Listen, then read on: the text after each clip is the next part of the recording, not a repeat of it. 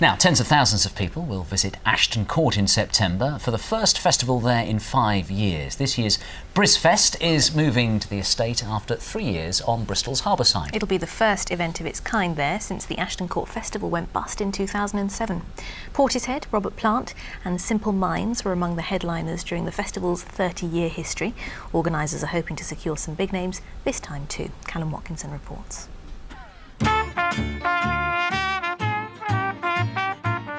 It's music to the ears of welly sellers across the West.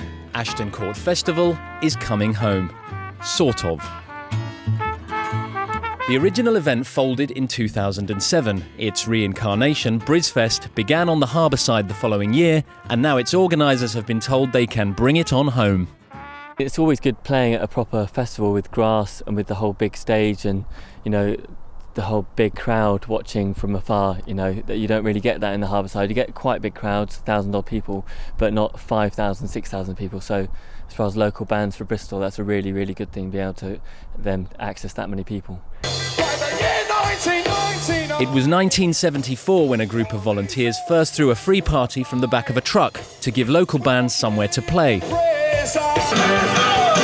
Since then, the event grew to be Britain's biggest free festival and a staple of the Bristol summertime, but had to start charging in 2002.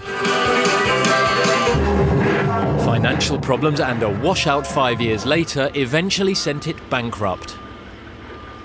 Brisfest stepped in to fill the gap. A whole new festival with a new venue on the harbourside, but it was always the plan to bring it back here, where the site can accommodate more people. Everyone that was involved in, creating Brisfest and organising the festival grew up with Ashton Court. So for us, it was, something that's very dear to our hearts. Coming back to Ashton Court, and putting on a music festival here will be a brilliant thing for the city.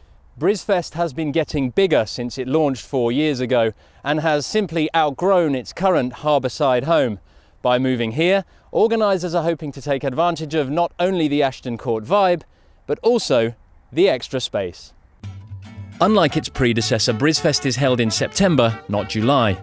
It's not the 70s anymore, entry isn't free, but you can do it on a shoestring. A weekend pass will cost you just £30.